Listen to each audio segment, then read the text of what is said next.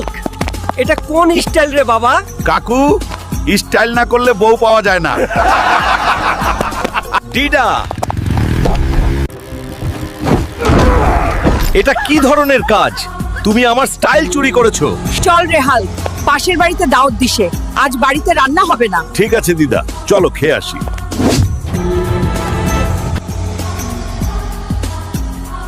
এগুলো কি খাওয়া যায় নাকি? মাংস না দিলে আজ ভাত খাবো না। চুপ করো, কি করছো? মাংস না দিলে ভাত খাবো না। মাংস ছাড়া খেলে আমার পাছা গরম হয়ে যায় সব সময়। তোমরা সবাই এখানে থাকো, আমি এখনই যাচ্ছি।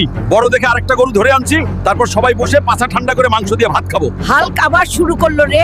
এখানে তো বড় বড় গরু থাকে, এখন তো হালার পুত কাউকেই দেখতাছি না। এই হালার পুত, সিংহ দাঁড়া, নাইলে তোর মাঞ্জা ভেঙে দিব। এই সিংহ, আমি একটা গরু কোথায় পাবো? আমাকে তাড়াতাড়ি নিয়ে চলো।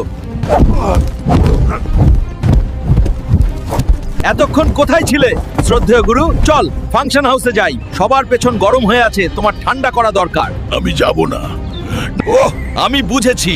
এবার আমি তোর নুমকুটা কেটে নেব, প্রথমে তোকে ঠান্ডা করার জন্য, তারপর আমি তোকে নেব।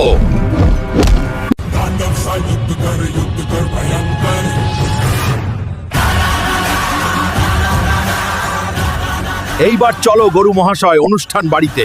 তোর জন্য সবার পাছা গরম হয়ে আছে, এবার ঠান্ডা হবে। এইবার দাওয়াতে মাংস হবেই। এটাকে নিয়ে যাও দিদা, দারুণ মজা করে রান্না করো। এবার সবাই পাছা ঠান্ডা করে গরুর মাংস দিয়ে ভাত খাবো।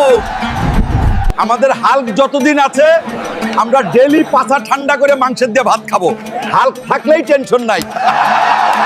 আমি হাল্ক আপনাদের সবার জন্য প্রার্থনা করছি, এই ভিডিওটি লাইক করুন, চ্যানেলটি সাবস্ক্রাইব করুন। আপনার ইচ্ছা 2 দিনের মধ্যে পূরণ হবে। হাল্ক সব সময় আপনার সাথে আছে।